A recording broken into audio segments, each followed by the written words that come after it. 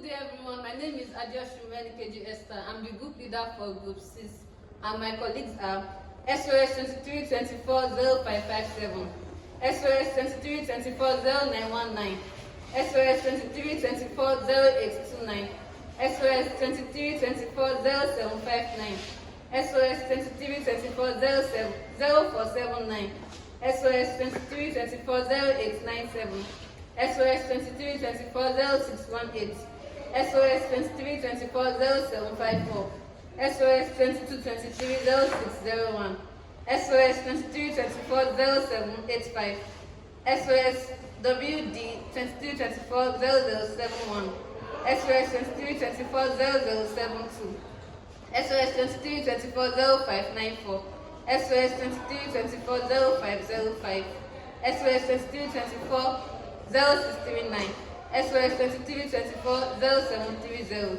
SOS 23240539. We are here to present a term paper titled The United Nations Organization and Conflict Resolution, an examination of its organs, strategies, and relevance to peace building in Nigeria and Africa. Thank you. We start with the origin and historical background of the United Nations. The United Nations is an international organization established on October 24, 1945 to promote international peace, security, and foster cooperation among nations. It was created during World War II, and it has the World War II and the route to the United Nations. It paved way for different charters, which include Atlantic Charter of August 1941, Moscow Declaration of 1943, and the Tehran Conference of 1943. The Dumpton Oaks Conference of 1944, the Yalta Conference in February 1945. And here we have the principal organs of the United Nations, the body of the United Nations, which include the General Assembly, the General Assembly is the main body where all member states have equal representation and one vote. We have the Security Council, we have the Economic and Social Council, the International Court of Justice, and also the Secretariat. We have failures of the League of Nations, lack of strong military power. The League has no strong military power, which makes decisions hard and takes a longer time. We have weak enforcement of decisions. The League of Nations can only make recommendations. Members are free to choose and not to follow. We have unanimous decision. All members of the League of Nations have to come together in order for decisions to be made and make it faster and also make it slower. Make decisions are not made on time. Talking on the aims and principles of the United Nations. The United Nations was created in 1945 after World War II to promote peace and cooperation and global security. Its major aims, stated in Article 1 of the UN Charter, are maintaining international peace and security, developing friendly relations among nations, promoting international cooperation. The principles guiding the UN, also found in Article 2 of the UN Charter, include sovereign equality, peaceful settlements of disputes, and non-use of force and good faith. Countries such as Nigeria actively supported UN peacekeeping missions in Liberia and Sierra Leone, helping to promote conflict resolution, diplomacy, collective security, and regional stability. Rules of the Security Council, General Assembly, and International Court of Justice. Under the rules of the Security Council, we have the interpretation of disputes, we have establishment of peaceful mission, we have omission of sanction. Under the General Assembly, we have the providing a forum of discussion, making recommendation, and ruling of peaceful resolution. Then under International Court of Justice, we have the respect of law, we have the settlement of legal disputes, and we also have the adversary opinion. And then we have the preventive diplomacy and mediation. These are the core tools that are used to prevent war from escalating or conflicts. These are like a form of tools that are used to resolute countries who are trying to engage themselves in war from going against each other. And then they use tools like the UNOWAS, the AU, African Union, the ECOWAS system, ECOWAS to help countries from going against each other. And then the example like the war between Nigeria and Cameroon for the Bakassi Peninsula ground, which they try to resolve them from fighting. Talking about peacekeeping, definition of peacekeeping. Peacekeeping refers to the deployment of international military personnel in order to maintain peace and order in the nation. They have major aims. And major aims: 1, to prevent the continuation of violence; 2, to protect civilians; 3, to maintain law and order. There are 3 core principles of the UN of peacekeeping. We have 1, contest of the parties. Conflicting parties must contest to peacekeeping. 2, impartiality. Peacekeepers must remain neutral. They must not be partial. 3, non-use of force. Then we move to definition of post-conflict peacekeeping. Post-conflict peacekeeping refers to the effort made after a violent conflict has ended in order to rebuild the society and prevent war. What are the objectives? Rebuilding political institutions, promoting reconciliation, strengthening the rule of law. And we have some examples of past Nigerians. We have some examples of past Nigerians peacekeeping.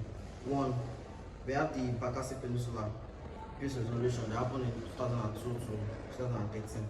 And the second one is the Boko Haram insurgency. We talk about the mechanism of peaceful dispute resolution, navigating conciliation, arbitration, and judicial settlement. Talking about conciliation, the diplomatic bridge. Conciliation is a structured process where a neutral party, a conciliator, or a conciliation commission helps the disputing parties reach mutual acceptable agreement. Arbitration, also known as the private court. Arbitration is an adjudicative process where the disputing parties agree to submit their conflicts to neutral third parties. An arbitrator or a panel of arbitrators for the final and binding decisions. Judicial settlement, also known as the public court. Judicial settlement is the resolution of disputes by a permanent pre-established public court or tribunal operating under fixed, rigid rules of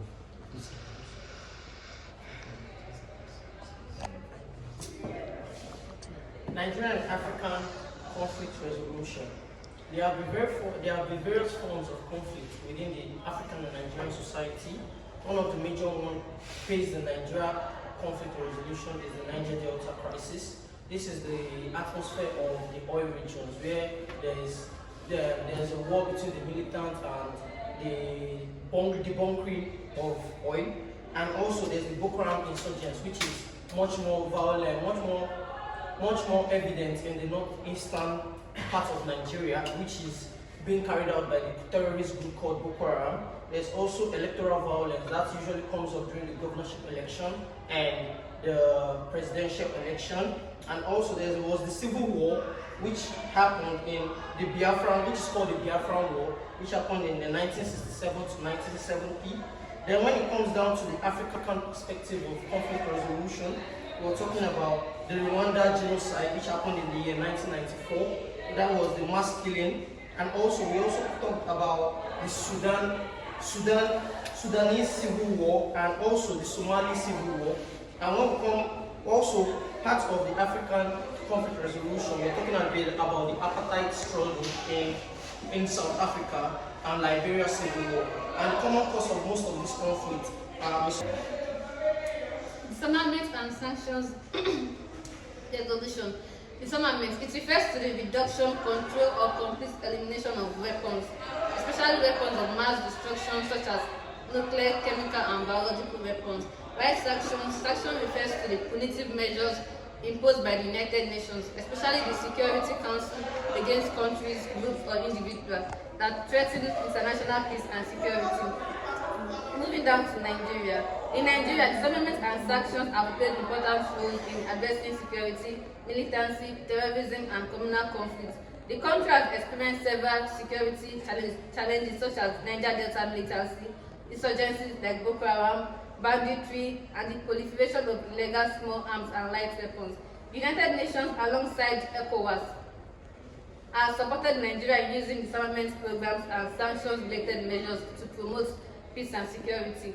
One of the most notable examples of disarmament in Nigeria was the Niger Delta Amnesty Program introduced in 2009 by Nigeria government under President Umaru Musa Yar'Adua. Militants in Niger Delta were encouraged to surrender weapons in exchange for amnesty, vocational training, education, and financial support. In Niger Delta, there is three scope of disarmament, which is the disarmament, demobilization, and reintegration. Sanctions in Nigeria. Despite this effort, several problems continue to limit the effectiveness of disarmament and sanctions in Nigeria. We have porous borders that encourage illegal arms trafficking, poverty and unemployment that push youth into armed groups, corruption and weak institutions, insufficient rehabilitation program for ex-combatants, and continued insecurity in rural communities. Conclusively, disarmament and sanctions remain significant tools for promoting peace and conflict resolution in Nigeria through programs like the Niger Delta Amnesty Program and international sanctions against terrorist groups. Nigeria has attempted to reduce violence and improve national security. However, sustainable peace requires strong institutions, economic opportunities, regional cooperation, and effective enforcement of security measures. Thank you.